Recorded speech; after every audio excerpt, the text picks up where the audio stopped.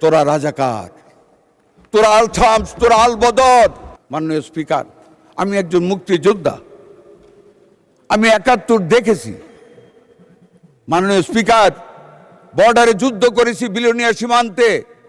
আজকে যারা গণতন্ত্রের সবক দিতে চায়, যারা ৭১কে ২৪-এর সাথে সম্পৃক্ত করতে চায়, খাটো করে দেখতে চায়, মাননীয় স্পিকার একটি কথাই বলতে চাই, ভালোভাবে আচরণ করে যাচ্ছি।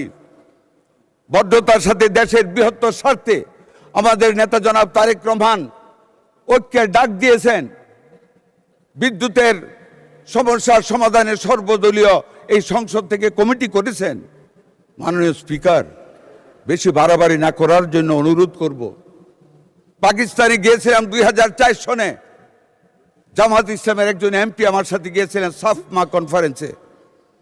আমি মুক্তিযোদ্ধা জেনে পাকিস্তান অ্যাসেম্বলির একজন এমপি জামাত ইসলামের এমপির সাথে যে তুচ্ছ তাচ্ছিল্য আমাকে করেছিল, I can't forget that situation because I was A freedom fighter. কিন্তু তবু মাননীয় স্পিকার, দেশের অর্থনীতির বৃহত্তর স্বার্থে চুপ করে থাকি, কিছু বলি না। কিন্তু যখন বেশি বাড়াবাড়ি করে তখন বলতে ইচ্ছা করে, তোরা রাজাকার, তোরা আল থামস, তোরা আল বদর।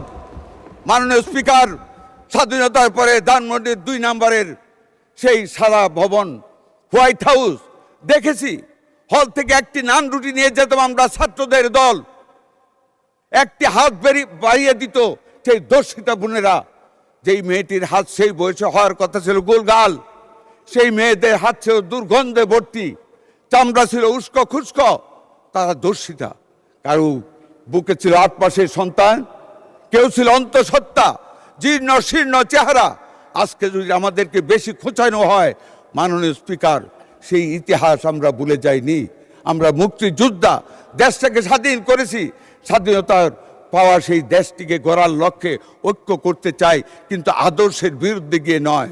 আমাদের সমঝোতা, এটা দেশের উন্নয়নের স্বার্থের সমঝোতা, আদর্শের সমঝোতা নয়। আমাদের বিরোধী দলীয় নেতা এখন নেই, উনি কালকে বলেছেন উনাকে কেন এত কসলায়। মাননীয় স্পিকার, আমি একটু কসলাইতে চাই।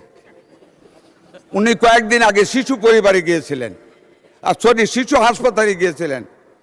তো উনি যখন গেলেন, আমি বদ্ধতা স্বরূপ, উনি বিরোধী দলীয় নেতা, ওনাকে বললাম, মাননীয় বিরোধী দলের নেতা, আপনি তো গেলেন, আমাকে বললে তো আপনাকে রিসিভ করার ব্যবস্থা করতাম। কয় না না না, আপনার লোকজন ওইখানে মানুষ অনেক ইজ্জত করেছে। আমি কি জানলেন? খুবই ভালো ম্যানেজ করেছেন, রুগীরা বলেছে ভালো আছে, ট্রিটমেন্ট চলছে। আমি বলছি ধন্যবাদ। উনি তো একদিনও এই যে বিএনপি সরকারের নেতৃত্বে আমরা এত কষ্ট করে অতীতের সরকারের সকল ব্যর্থ